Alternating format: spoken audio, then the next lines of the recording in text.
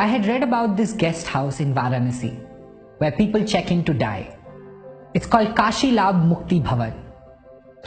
Hi everybody, my name is Deepak Ramola and I love people and have been asking them for a long time what is their life lesson. This series is all about passing on those learnings and sharing that wisdom with you.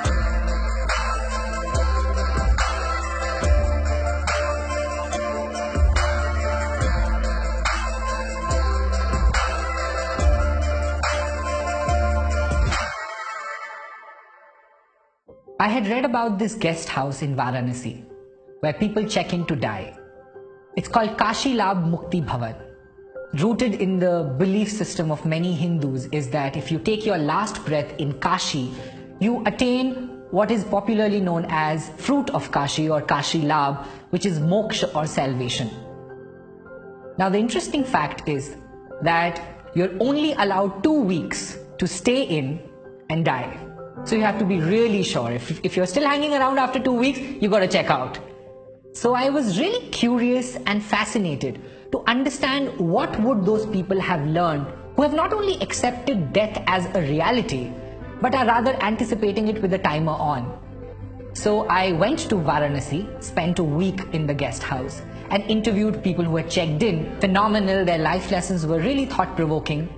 So in the same environment, I met Mr. Bhairav Nath Shukla, who has been the manager of Mukti Bhavan for last 44 years. He has seen more than 12,000 deaths. So I asked him, what have you learned after seeing both life and death at such close quarters? He shared with me 12 life lessons, of which I wrote a blog post and it's read and shared by millions of people across the world and became highly popular. But there's one life lesson in that series which is Mr. Shukla's favorite and resonated deep with me, and the life lesson is resolve all conflicts before you go. He told me a backstory to it. There was a Sanskrit scholar of the times by the name of Ram Sagar Mishra. Mishra was one of the eldest of the 6 brothers and was closest to the youngest. One argument years ago led to this bitter communication between the brothers and led to a wall eventually partitioning the house. In his final years, Mishra checked into the guest house with his little pan case and told Shukla to reserve room number 3 for him because he was sure he's going to pass away on day 16th after his arrival. On day 14th, he said, I want my estranged brother of 40 years to come and see me. This bitterness heavies my heart. I want to resolve every conflict before I go. A letter was sent out.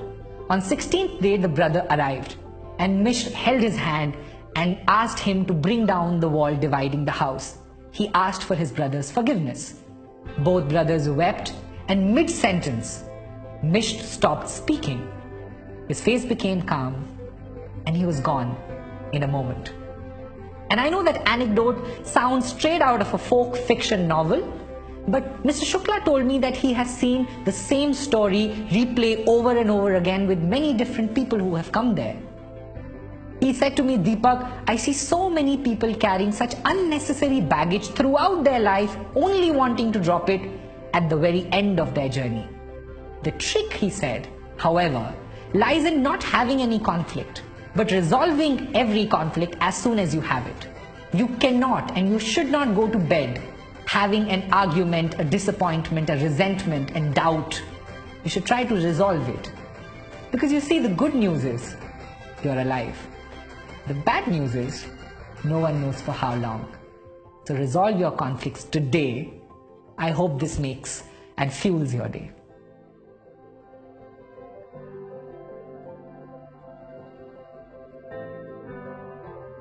Hi there.